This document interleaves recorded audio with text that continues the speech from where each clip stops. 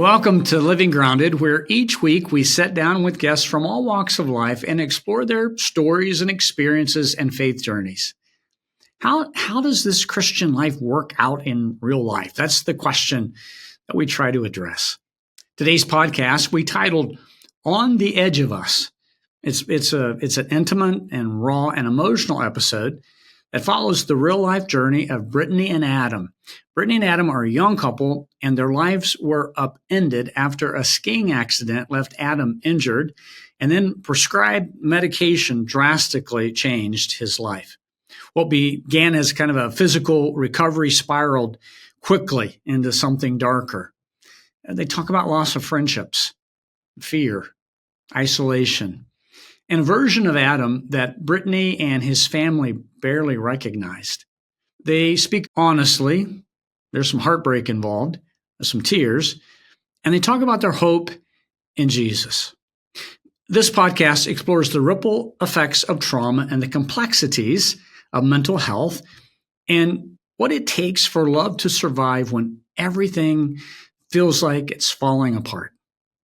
Here's my conversation with Brittany and Adam Mudrick. Well, Adam and Brittany, thanks so much for joining us today. We really, really appreciate it. Yep, absolutely. Thank you for having us. You bet. So you guys have quite a story, quite a journey, some physical challenges and some emotional challenges. Sure. One of the things in the story, as we've talked, you mentioned the word brokenness a lot. And Adam, I think at one point you say you lost all sense of truth and kind of the next step, which way to go. And there were some pretty low moments in there as well. Yeah. And then it comes back to Jesus and what he does and what he continues to do in our lives. Brittany, you've been right along on this journey, and we really want to hear from both of you. So let's start at the beginning. So you guys, things are going well. You got 4 kids. From 14 years old to 7 years old, you had a little rhythm going there, except for that last one, right? Yeah. 14, 12, 10, and then 7. Yeah. So things are going great. And you have a skiing accident. Yep. And, Sure. kind of recover from that. And then you don't recover. You're feeling like electricity is going through you and you're numb and all kinds of stuff. Talk about some of the physical things that you first kind of kicked this off. Yeah, sure. So the pain started right away. When I wrecked, I caught an edge. I essentially propelled headfirst into the ice, into the mountain. I came to an abrupt stop and I felt my bones just like squeeze through my flesh. Very traumatic moment, many details that still kind of linger and I think about, and wake up to. But I lost my breath. I couldn't breathe, gasping for air. And I was just flopping on the ice like a fish, trying to just catch my breath, catch my bearings. I can remember those nightmarish like thoughts that were racing through my mind, coming to terms with potentially dying. I couldn't understand what had happened. It felt as if my chest exploded on the inside.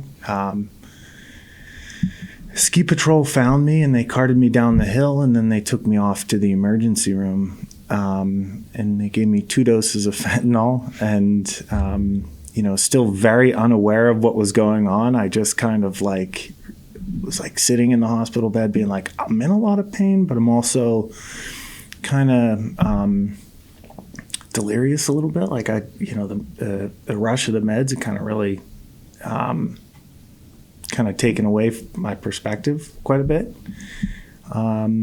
They couldn't find anything wrong, and so they sent me home. And I believe that they most likely looked at me as a drug seeker. That was our suspicion.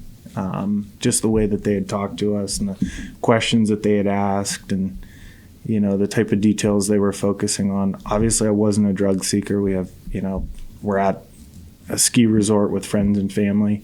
It's a very casual meet up with with family members, and we're not really doing that. So that wasn't the case. And by the time I got home, the fentanyl wore off and the same symptoms just came back 1,000-fold. The pain, just like absolutely being crippled by this overwhelming sense of pain. I had absolutely no idea what it was. But if you could just imagine me completely stiff, unable to move, locked, suspended in air, and just unable to get my breath. My brothers, thank God my brothers were there. They picked me up, carried me. My brothers have been there the whole time. Absolutely so thankful for my family through all of this. They've been there for me every step of the way. They picked me up out of the car and carried me into bed. Did the best they could to comfort me. And the pain just continued, and it continued for the next week. And about a week later, I noticed some new symptoms. My body is like gurgling, which is obviously pretty weird. Some noises, some very audible noises are coming from my chest cavity. And so Brittany took me back to the ER, and that's where they found a collapsed lung. And so when they found the collapsed lung, they also did some additional imaging, and they found growth in my lungs. And because of that growth, I got sent down the wrong path in the medical system and was given expert after expert after expert after expert, to the total of 30 experts. I went to 30 distinct. 30 doctors. 30 doctors, yeah. And was being treated for all of these horrendous, painful symptoms with just not the right, not the right treatment, to say the least. So, Brittany, tell your side of the story. As you were you there with Adam when he had the? I was coming down the hill with my brother-in-law Sam, and we were having a lot of fun. And then I go into the room they had him in, and I was trying to smile and be encouraging because he looked like he wasn't going to make it. Like something looked really off. So. That was that ended the trip. He goes back to the Airbnb or whatever we were staying at, and he's just in bed, and he's having to get carried everywhere and whatever. And it was just life hit really fast, and things didn't recoup for years. So that was the start of it all, and then it's a ski accident. And then you go in, and because of the growth on the lungs or whatever, they take you down this other path than some of the physical things, and they start doing some emotional things. Now, Brittany, I want to hit one more time. You got, at this time, did you have four kids? So one's very young. 12, baby, yeah. And you're seeing your husband in tremendous pain, can't move, really can't help out. I know that's one of the things that, Adam, you said you could no longer help out with the kids. And so what's going through your mind at this point? Yeah, his office is right off the kitchen. So he turned it into, because the pain was so crippling that he turned a chair into a bed and would put heated blankets and stuff, and he lived and slept in there. And so I did life by myself with the kids, basically. When he'd have a few good days where I'd be like, shoot, I have to get one kid somewhere, can you just watch this one in your office? But he was so he was diagnosed with sarcoidosis, which mimics autoimmune type thing. So that's what they saw in his lungs. And with that, that went down the path of being medicated for it. So he went the low dose chemo, he went on high dose steroids, stuff like that. So that made him very hard to communicate with. So it was very isolating for both of us because, when you're walking through something that no one else is, right, you feel alone, even though you can reach out, but the darkness is just overwhelming. Yeah. This went on for three and a half years. And so, Adam, you have the physical things going on. You got a lot of pain. And now you're getting pumped with a lot of different meds. Yeah. Even you tried medical marijuana. Yeah. Even you said grew it yourself for a while. Yeah. Some big plants. Well, this is a very interesting discussion to have with your pastor in the church. But yeah, so I mean, I was just in desperate. I was desperate for pain relief, and I grew up in a town that's well known, unfortunately, for many things now, for many good things, but some not so good things. One of those would be the sheer number of overdoses. So I was very on guard about taking anything that I shouldn't take, which is hilarious because when you're looking back at it, I did still fall for all of those tricks, just a new set of tricks. Same tricks, new tricks. And so I was on guard not to go down the opioid route. And so I did what I could with medical marijuana. And I did find relief, but, that coupled with the newly prescribed meds, the prednisone and the chemo and the anti-anxiety and antidepressant meds, those are not good mixes. They do not play well together. Not to mention, weed really isn't a great alternative to begin with. We got to say that. That has to be said. You're picking from your poisons there, but it's still poison. I at least thought I was going down the path of best poisons, but at the end of the day, my options weren't great. So I started to struggle with psychoses. I was on 80 milligrams of prednisone a day. So that is an anti-inflammatory. That's what they give individuals who are showing inflammation in the lungs. Okay. Just to give perspective to that 80 milligram number, a Z-Pack is something like 15 milligrams that you're taking over the course of a couple days. And I don't know if you've ever met anybody who's gone manic over Z-Packs, but that does happen. So I was on a far larger dose daily, and not for 3 days, but for 9 months. And so by month 2, I was so strung out, and just, coping with the influx of rage. I was roid raging. Really, I was, and I was up all night, exercising. I would panic, and I in the middle of the night, I'd be like, shoot, Adam's not here. Where is he? And I'd look on my Life 360 app, and oftentimes Adam was on his bicycle riding around South Hills Village at 3 a.m. I'd get 30 miles in a night, just to try to cope with the flood of rage and the flood of emotions. And talk about that. I know a couple of things you said. You said you started feeling, I realized I was a terrible person that didn't have enough energy to care. Yeah. And then you said everything seemed broken. Yeah. I mean, not only you, but now the world around you. Yeah.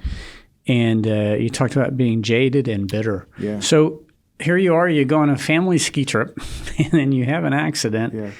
And now with the meds you're taking and the pain you're having and the trust that you're putting in the doctors to help you get better, you're realizing, are you starting to realize, man, you said someplace, I no longer cared about normal. I mean, did you realize this is not normal? Yeah, absolutely. So, it takes, what do they say? It takes 3 weeks to make a habit. And it takes, however long to change your perspective of the world. And my perspective of the world was just completely being flooded with change. And I thought to myself, in the fit of rage from the influx of medicine, that it was up to me, to combat that. And, so I did absolutely everything I could at first to combat that. And so one of the reasons why I was riding my bike so much, we now know, is because that was helping reduce the muscle spasms that was causing all the physical pain. And so, while I'm on my bike, I'm like, yeah, I'm combating this. I can feel it actually working in me, only to then get back to the home and have a couple hours pass and I'm right back in the intensity of the neurological symptoms that are occurring within my body. So at some point, once you go through so many of those cycles and, you're actively combating, but then you're still being overtaken, you start to lose some perspective. And I think that I was just at a particular point through the whole journey where I was like, okay, I can't impact this. And so I took it probably the wrong way. What's so beautiful about the gift that Christ gives us is we don't have to be that change. Christ is at work in us to make that change. Mm-hmm. Christ has already won. He's already made the change. The victory has already occurred. But when your perspective is so jaded, you're thinking to yourself, I can't actually make a change or an impact here. And so therefore, I'm not a part of the problem, and I'm kind of jaded at all the problems that are occurring around me, and I'm starting to spout off about them. So I was on about, I think, half of what a normal cancer patient goes through, but I was on that for 9 months. Mm-hmm. So every day for 9 months, half the dose. And that toxicity overwhelms. It overwhelms from a chemical perspective, from a biological perspective. My eyes started changing, color perception started getting different. Interpersonal relationships start to change, and vibes, which is a... Yeah. At some point you thought about taking your life. Absolutely, yeah, 100%. I had never struggled with those thoughts, never once. Growing up as a kid, facing certain challenges in life, never once had suicidal ideation. The suicidal ideation started occurring from really the start of the injury. And I thought to myself, wow, I need help. I'm in the, when I wrecked originally, in the first hours, okay, I'm dying. Like, this is it. And so coping with those thoughts and trying to make sense of them. And then those transpiring now for 3 years straight. And, at some point when I was prescribed anti-anxiety medicine or antidepressant medicine or whatever it was, as I went, to the doctor and described, my heart, it feels like it's in a box. I feel so constricted. I'm so tight. My heart is beating so hard. And they're like, oh, you've got to be anxious. Okay. Try this. Around that particular point, the thoughts went from, I am in the process of dying to, I need this to end. I can't take much longer. And then, as that evolves and those thoughts, so you go from one thought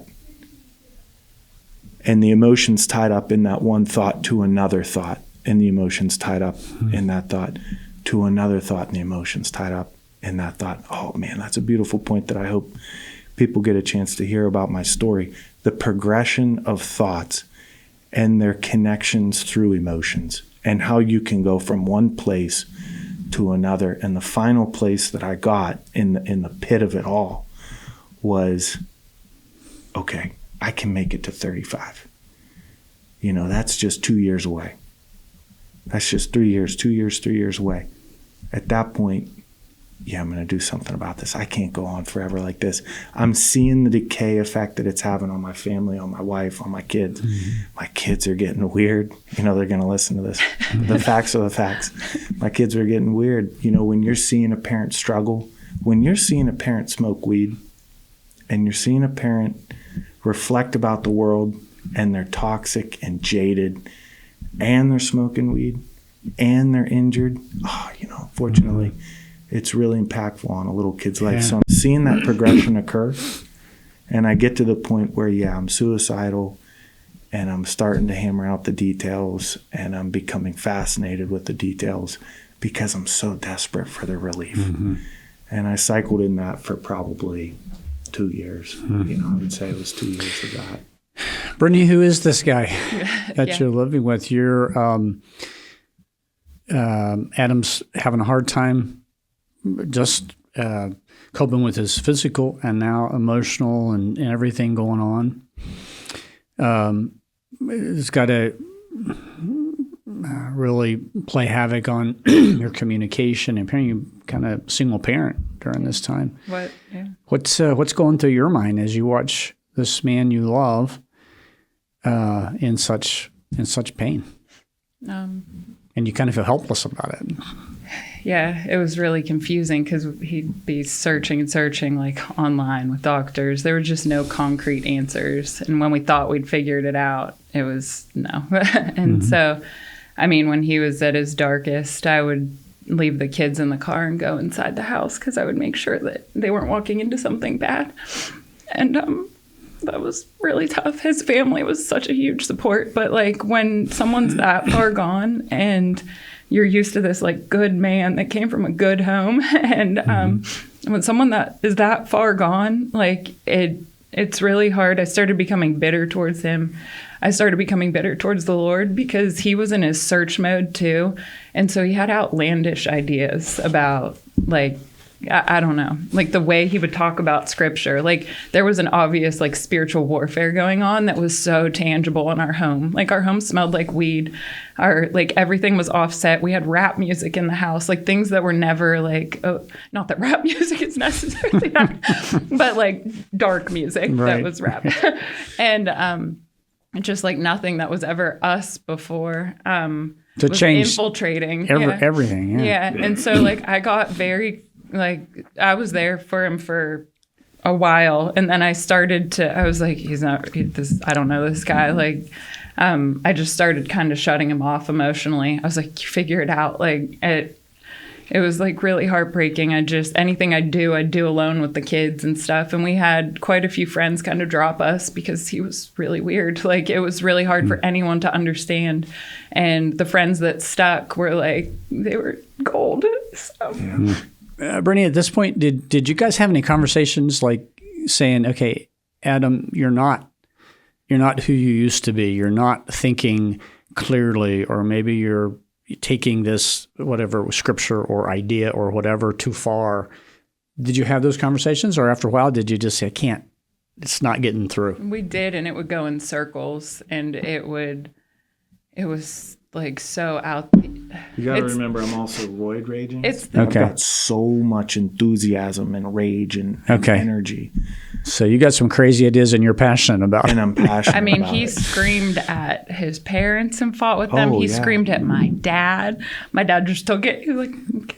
Yeah. I mean, like he was a victim of his own had no control over himself. The point that I would really love to make would be this. I was talking about the emotions and the progression of emotions. And for example, there's the whole book 7 Steps to Heal Grief, right? Mm-hmm. And you got to go through all 7 steps, and each of the 7 steps looks different. And some people go from step 1 to step 3 back to step 2. And some people's step 2 looks completely different than other people's step 2. It's different for everybody depending on the grief. I was also in a process of trying to get the healing. I'm grieving my own body, grieving the life around me. It's not just healing of grief, but it's healing of like psychoses. It's healing of all these other things that now I'm like being flooded with that I had never dealt with before. And so I'm trying to go through the progression and get towards my healing. But I've got this vice that is like shooting me off in a tangential trajectory that's just like out in left field. Mm-hmm. It's absolutely nowhere. And where I should have gone from step 1 to step 2 to step 3 to get to a nice, peaceful, Holy Spirit driven mentality and state of being. I have prednisone raging in my body, causing me to short circuit and not get to the next best thought, to get to some random obscure trajectory of thoughts. I've got anti-anxiety medicine in me that when you give to somebody who isn't anxious, I had absolutely every side effect, and it was just terrible and dizzying. And so for me, she's looking at somebody who's in a desperate search to get somewhere healthy. And I have everything bubbling up within me, both physically and chemically, that is pushing me down the wrong path. And my personality was so imbalanced. And so that when I hear her say all of that, I get to that state of mind, and I can still kind of feel those cycles, not as if they're still occurring, but it's that pain is just so real and so fresh. Still just a couple years removed from the particular mania. But I can recall sitting on my couch and being just absolutely confused why I would be going from crying to laughing to staring at my wall to being scared to being dizzy in a matter of 5 seconds. Like going from one emotion to the next emotion, 20 emotions in total. And I started to journal because I just couldn't fathom what was going on. And I just started to write and write. And you did some drawings on the walls. Right. Yeah. Literally writing on my walls, which, looking back should have been my first sign. but when you're in the heat of the battle and you're manic, you're somehow able to make reasoning with things that are illogical. You're capable of saying, oh, this is just, the way that it is now. Was there, I think you said you visited 30 different doctors along the way. Was there any one doctor that's saying, hey, you're taking this, shouldn't be doing those three together? Was there any gatekeeper? So every single doctor that I went to, I said, and she's my witness, and I would take my mom, I would take my dad, I would take my mother-in-law. I asked every single doctor for a spinal MRI. So every single doctor said, no, you don't need a spinal MRI. That's not the symptoms you're suffering from. What you actually need is this medication. And we would say, so to answer your question, we would say, well, here are the other things that I'm on. And they're like, no, those don't interact with each other. For example, even one doctor went as far as to say, oh, don't smoke weed, you need to vape weed, which we've now come to find is a terrible idea, especially for somebody who has growth in their lungs already. So, no, while we did ask for gatekeepers of our health, no one jumped into that role. Instead, they decided that more was and once he got put on enough stuff, he then was labeled basically a psych patient, and it was beyond the physical, and it was like you couldn't have a conversation. I would get looks like, are you okay, during the appointment. So it was past anything that they could have helped with, because they thought his brain needed taken care of before anything physical he was complaining about. So I would come in stacks of white papers, because I'm raging. I'm able to stay up all night and read. So I would come in with research papers that would state, for example, if prednisone does help my symptoms, I do have some sort of inflammation in my blood system. There's a beautiful peer-reviewed research paper that states such a fact, and that they often will prescribe prednisone for fibromyalgia patients. And fibromyalgia is kind of the catch-all for all neurological symptoms and disorders. And so what this meant was there was a breakdown in the logic of the doctors that were, because I didn't just get prescribed or diagnosed with sarcoidosis. I also got diagnosed with fibromyalgia and diagnosed with all these other things. And so I would present all this research that would conflict with their points of views, essentially. And instantaneously, I was a red flag for them. They're like, no, you can't come in and challenge the establishment. And I'm like, okay, listen. From your point of view, you're going to hold that approach. From my point of view, I'm desperate for relief. And so I'm going to do absolutely everything I possibly can to try to make myself better, including stay up all night and read and try to find answers, or at least try to narrow down the focus of where the answer might be. That didn't go well. So to her point, we got pushback every single time something like that would occur. You're insulting the establishment's sophistication. You can't outsmart somebody in just a couple nights worth of research. So, yeah, I think, my tact was probably pretty off, being manic, of course. But at the end of the day, I would assume that doctors are used to dealing with people who are unwell.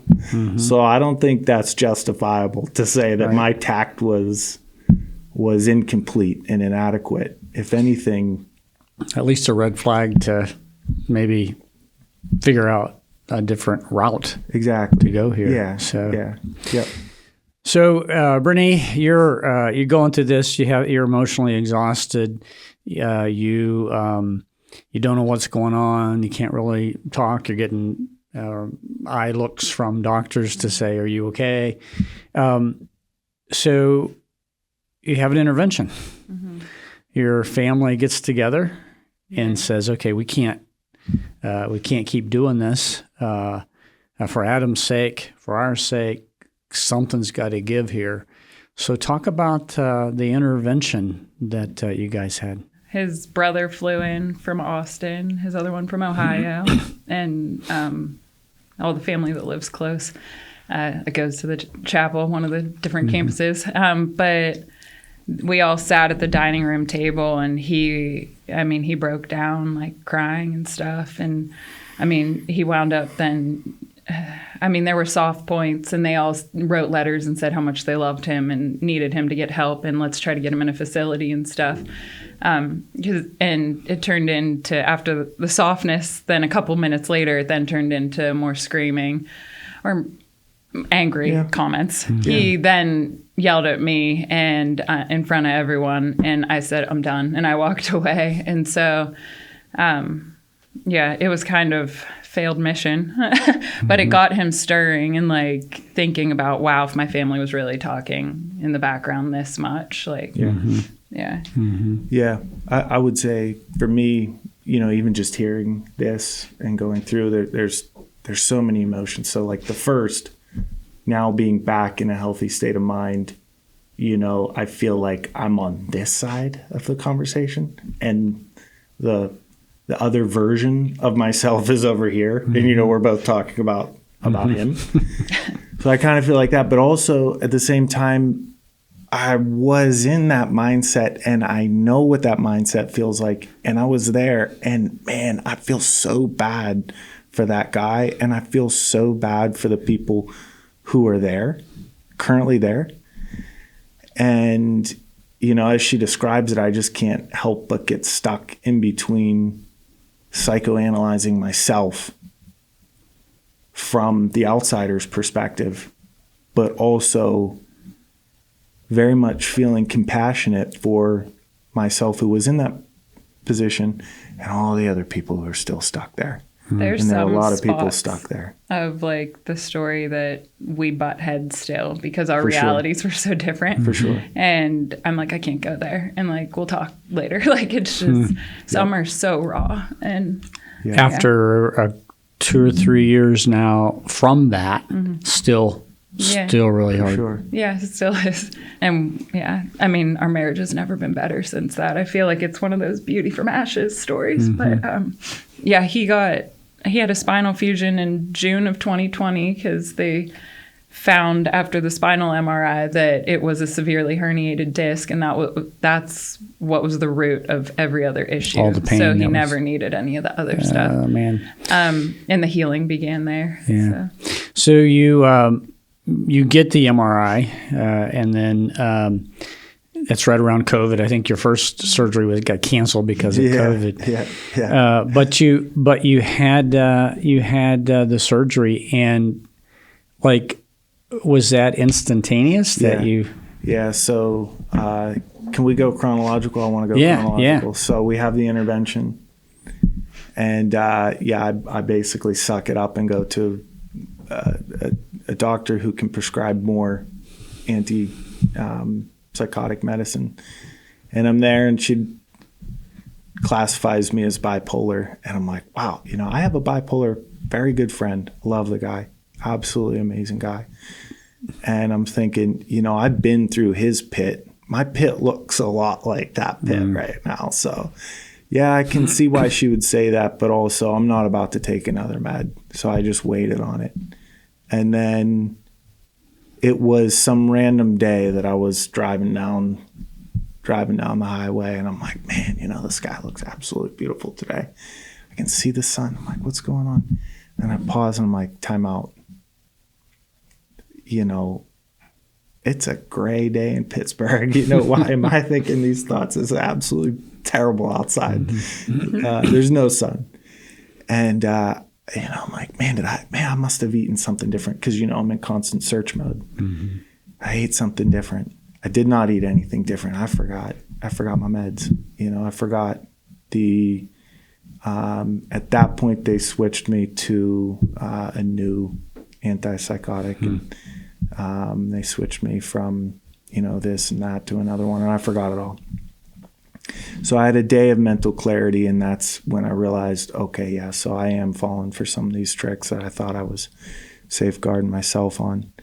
And so, yeah, I was able to sit kind of in that peace and take my family's advice that I needed mental health experts to kind of help me through the whole process. And I started going to counseling more. And so that's where the healing really started to happen. I got to make sure. I said, can we go chronologically?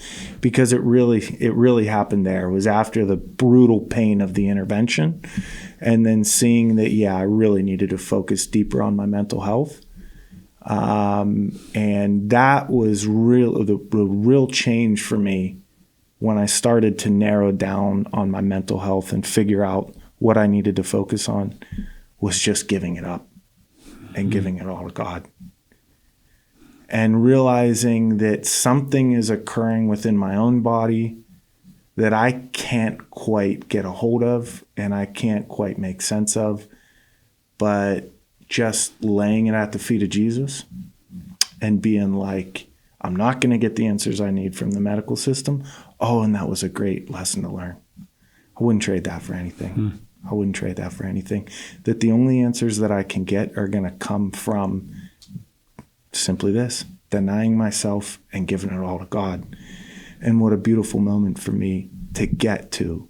And I started, it was actually kind of funny, because I started walking more upright, which is kind of hilarious, because knowing that I needed a spinal MRI, it actually did really help. And it really did help some symptoms reside. Yeah, and so then fast forward, we get to another neurologist, and it was the same neurologist that I'd seen probably 20 times through the course of this process. And I said, I can't feel my feet. And she's like, oh, you can't feel your feet? I'm like, yeah, I said that 3 years ago, but whatever. I still can't feel my feet. And she's like, I think you might have a pinched nerve. I said, oh my gosh, okay, great, let's check it out. So I go and I get all the extra testing, and, lo and behold, she finally gives me a spinal MRI, which we had asked from the beginning.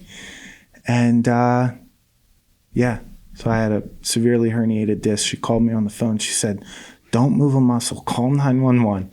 Get an ambulance right away. Don't sit behind the wheel. If you were in a car wreck, you might decapitate yourself, or you might paralyze yourself, is what she said. And I'm just laughing. I drive myself home at that point and just sit and wait. I get a call back like an hour later, and they said that the hospitals were closed due to COVID, and that I was going to have to wait a couple more months. So we waited until June. But at that point, the peace of God just flooded our homes. Stopped the meds during that point? Stopped the meds, yeah. It's amazing. And you had this intervention, and then God orchestrates a day where you forget to take the medications, and all of a sudden you're saying, okay, now I see what my family was saying because I can see for myself the road I was headed down. Yeah, absolutely beautiful moment for sure. So when I was in surgery, my doctor had cut me open. They give you, they bolt your head. They shoot something right here and they bolt your head to the table and they pull you up. And they elongate the spine so that they can get in there and dig out the herniated disc and then replace it with a metal disc. And he said that whenever they pulled my spine apart, that I lifted my hand and I gave a fist like in the air and I gave him an I love you sign, to which I replied, why was my arm not strapped down? Yeah. Like, that doesn't make any sense to me. I would think that my arm would be strapped down. But yeah, so I got, long story to answer your question, I got relief, physical relief, the second that they pulled my spine apart to take away the pressure of the disc on the spinal cord. And when I came to and actually woke up, I felt probably 80% better, 90% better. So yeah. Talk about, and I appreciate it. And one of the things you said, I don't want to be seen as a victim or the villain. Yeah. Not the victim, but also there are some other things going on. Not the villain as either, because there were some other things that were in your body. Talk about your relationship with Christ. And as you reflect on what you've gone through, Brittany, I want to start with you. What did you learn about Jesus? What did you learn about God, his love for you, his care for you? Challenging time. I'm sure there were times you felt like I can't. Job, I think Job 16 says, God, surely you have worn me out. Yeah. And sometimes we feel like that, don't we? What did you learn? It brought the depths of my relationship with Jesus to such a beautiful place, because for the parts where he was talking nonsense and whatever, that made me really push God back. I was like, I want nothing to do with that kind of God. It's just weird. And so I had to wrestle with all that. And then when I saw him, it's funny how your husband and the head of your house, I went through stuff, but I didn't go through the hardest like him. It's funny how God just designing the head of the house to let the rest trickle down safely and beautifully. And as soon as he started healing, I started I listened to that song. I remember Reckless Love, I think. And where they're you have been so, so kind to me. And those words can pass. They're simple words. And I was I've just felt the kindness of God over my life. I was I have my husband back, and the spiritual warfare that was in our home and it being so tangible. It's now I walk every day of okay, let's safeguard our family. Let's make sure they're around people and in places that they should be to help them become more holy. And my relationship with Jesus is just so much more rich and deep and this, I don't know, to find peace in the suffering. And it just was so beautiful. He's a better, sorry, I cry nonstop. He is a better husband and father than he was before all of it. Going through your 20s with young children, you are pretty childish at those ages still. And so there was a lot of butting of heads in the power struggle, and me as the wife wanting to be no, I'm in charge. And it's I know. And when I saw how submitted and just hands open he was to God, it made everything trickle down beautifully in our family. And it just made me crave more of the person of Jesus instead of some built up idea of what my faith was. Or I don't know. The whole process, there's so many dark corners still that hurt to talk about. But it's just been so healing for our family. I see so much beauty in our kids coming from it. They watched us head on wrestle these things in front of their faces and to come out like this. And Adam was like refined by fire, that imagery too. Like it was, I don't know. I'm really grateful for where we are now. And the support system I have now, because I make sure, just like he's in a group with men that have walked our path already. They're, I don't know, maybe 20 years older. And I'm in a group with women that they're all a little bit or quite a few years older than me. And like, it's just been so good to surround ourselves with people that give us that rich wisdom too.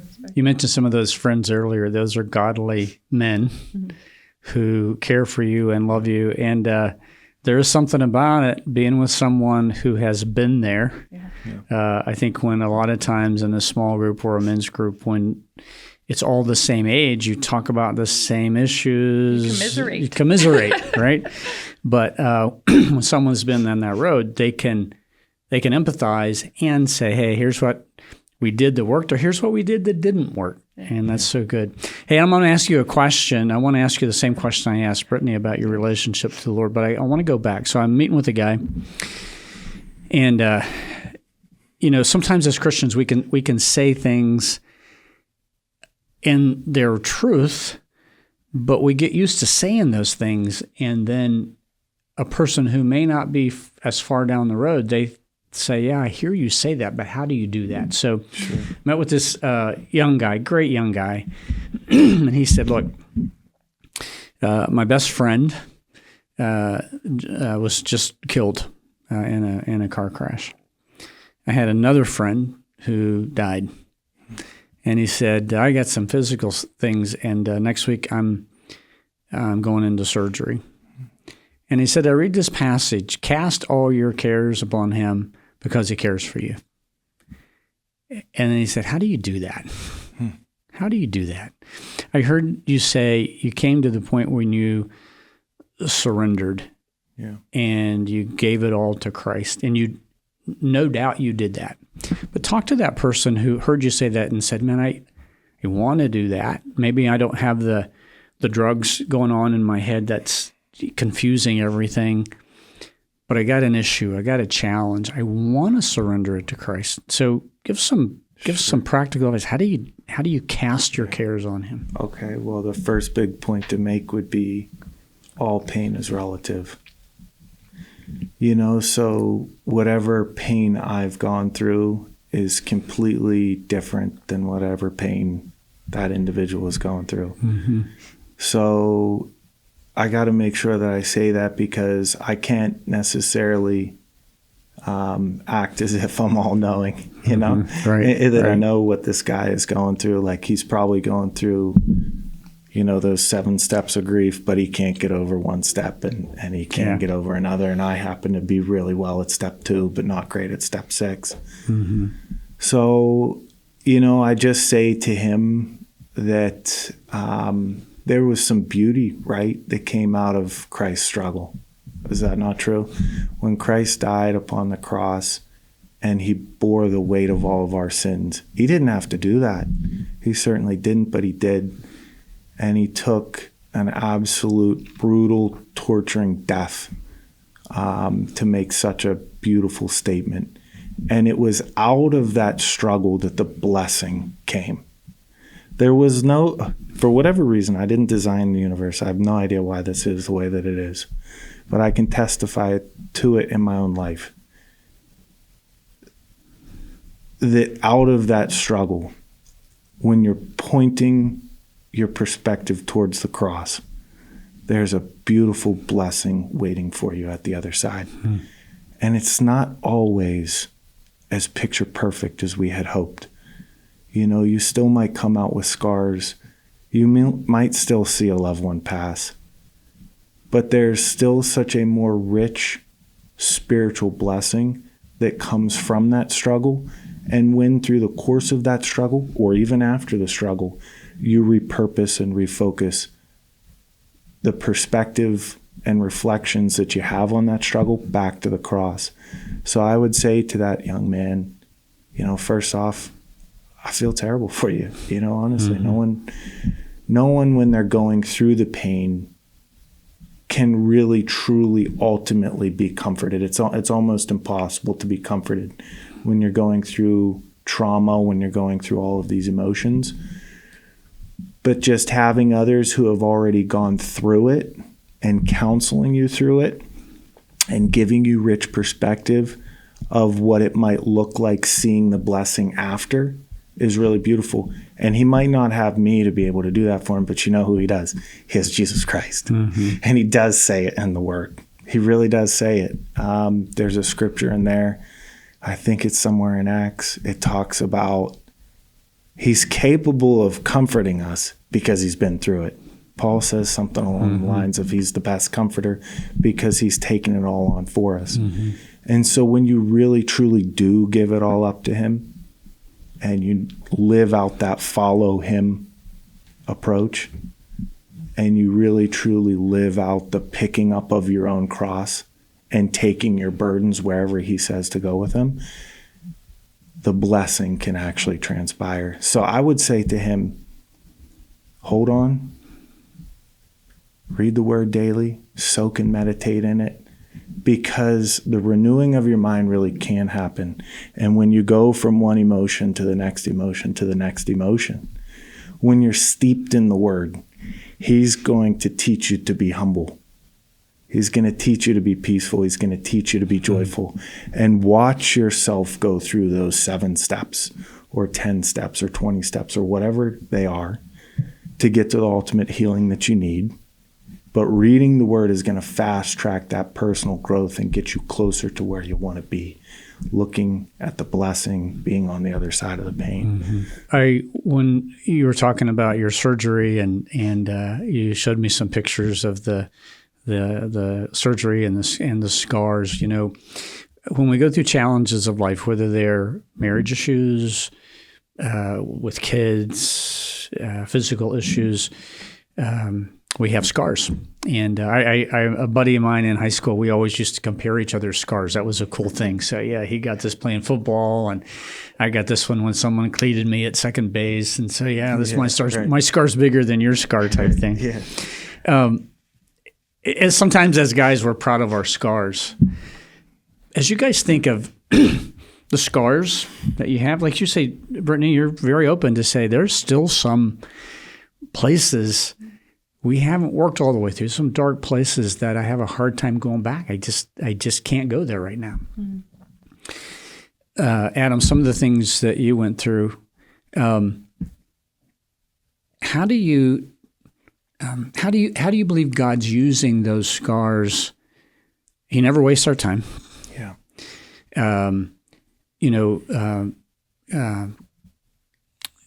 R.C. Sproul has this great quote about, you know, he takes us through challenging times, and we can choose either to turn him away, or we can accept what we go through and let him redeem it and use it. There's a beautiful passage in 2 Corinthians that talks about God comforts us in our suffering so we can comfort others. Mm-hmm. So what do you do with the scars? Yeah. I'd have to say, little side note, when we met here at the Bible Chapel in youth group, and Adam was tall and handsome and blah, blah, blah. I was like, oh, I know that we'll have a fun life. I know he's a hard worker. So our marriage at the beginning was, I knew he would take care of us. But then going through this, it was like, I would never, if I were to be asked a few words to describe him, one of my first wouldn't be the word humility, but now I'm like, he is the most humble person that I know. So it's like going through the darkest depths, crying all the time, but going through the darkest depths and like facing death in the face, and to develop a humility that's so beautiful, like those scars, all that's like so worth it, because he's just like taught all of us in the home so much by it. Like his kids respect him and love him and they don't need redirected very much. Like there's just so much like authority and power in his words at home, and like rest for us in them, because he's been somewhere dark and humbled himself. And I just think, the humility that comes out of it is the most important thing, because he's now like, his life is just like an offering to those around him. Like he's never thinking a selfish thought Well, maybe he thinks it, but he doesn't act on it. Adam, what do you do with all those scars? Whew. I would say first be incredibly truthful. You got to tell people what's really going on. There is a veil between what people are displaying to the world and what's really going on. Mm-hmm. And that veil for me was lifted, in my desperate search and through the refinement process from God. And you got to be truthful. So I say what you do with the scars is you be very truthful. You talk to people about what you went through, what you saw. For me, I think that I feel deeply inclined to talk about these things with my neighbors, with my friends, with the families of the children that I coach. So through all of this refinement and all of these health struggles, I started becoming way more active in the community because I just didn't want to let it go. The human connection became so much more beautiful. Mm-hmm. I was quite a stowaway and still am. Adam party of one. Yeah, it's absolute facts. But I started to just really crave relationships with the individuals around me and my neighbors and the parents of the children that I'm coaching and the individuals that I work with in corporate America. And now I just desperately want to tell them, how to better complete their healing process. And it's a very simple recipe. It really is. For me, if I go back to the truth and the call to try to, better my neighbors and the ones that I love, I go back to the trick that just helped me get through a lot of those dark times. And that was humility, like bone-crushing humility. Just, I mentioned earlier in the conversation, sitting on the couch, spiraling, going manic, jumping from one emotion to the next. Mm-hmm. And the only thing that would stop me from ending it all right there was admitting that I'm broken and simplifying absolutely everything and staring at my hands. And for me, this is a bit weird because I was manic in the moment. But I would take a Sharpie and I would draw on my thumb. And every time it would wear off, I would draw it again, draw a ring around my thumb. And, obviously that trick is a bit weird, but that's coming from a person who's at a very, in a very terrible place. My point, though, is this: humility, absolute humility. When I would stare and draw on that thumb, I would say, be humble. All of these outbursts, yelling at your family. Oh my gosh, for what reason? I was roid raging. I was out of balance. Causing trouble in the workplace or doing painful things to our relationship or whatever that might be. Going back to humbling myself and slowing the pace of my rage and realizing that I don't know the answers and that's okay, and living with it and being at peace with myself because of it, is really the advice that I would give my neighbors. Humility, absolute bone-crushing humility. I have one more question. We're going to end with this question. So there's a poet, Annie Dillard, and she makes this great point. She says, the stars are always there, right? But we see them when it's dark. Yeah. And the stars shine brightest when it's the darkest. Beautiful. So you grew up in a church, Christian home, trusted in Christ early on, youth group. That's where you guys met. Yeah.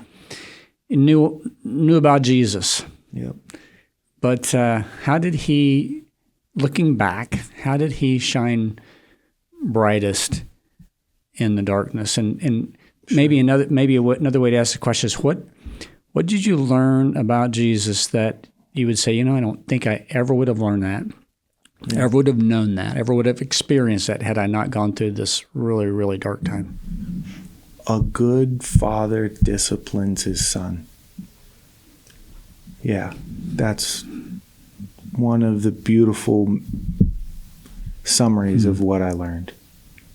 You know, I would have started my testimony with the same statement. I grew up in the church. I was a good kid, you know, have great parents. But without a good biblical discipline and focus on the finer details of my faith, you know, at that point, I'm just kind of lukewarm. You know, and so what I learned through it all was to be on fire and to accept the discipline and to be grateful for the discipline because, you know, like we see Christ's struggle on the cross brought out a beautiful blessing. And so who am I to not take on a struggle? I'm thankful now after the fact. I'm thankful now and still thankful for the pain that I'm in today, you know, because not everything is resided. But I'm thankful for the pain that I went through, and I'm thankful for the struggle. I'm thankful for the discipline. It's made dividends for our family, not monetary dividends, spiritual dividends. You know, more love in the home, more peace in the home,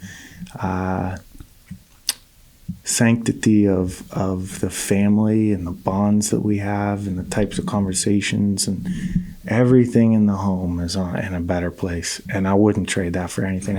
I'd walk through the fire 1,000 more times. I'd stay in the fire for that discipline and that blessing. Yeah. So, yeah.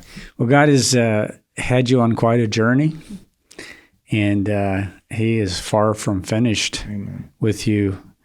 And it's going to be cool to see how He uses what you've been through to minister to people and to keep your focus on Him. So thanks so much. Thank you so much for being here today and sharing your story with us. Yeah, I appreciate you having us. And my privilege. Thank you.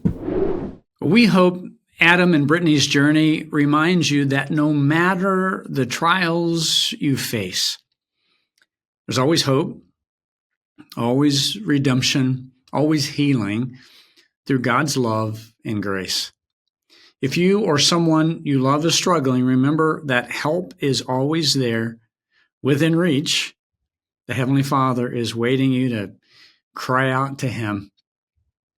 As we close today's episode, I want to leave you with this psalm, Psalm 34:18. The Lord is close to the brokenhearted, and He saves those crushed in spirit. The Lord is close to the brokenhearted, and He saves those crushed in spirit.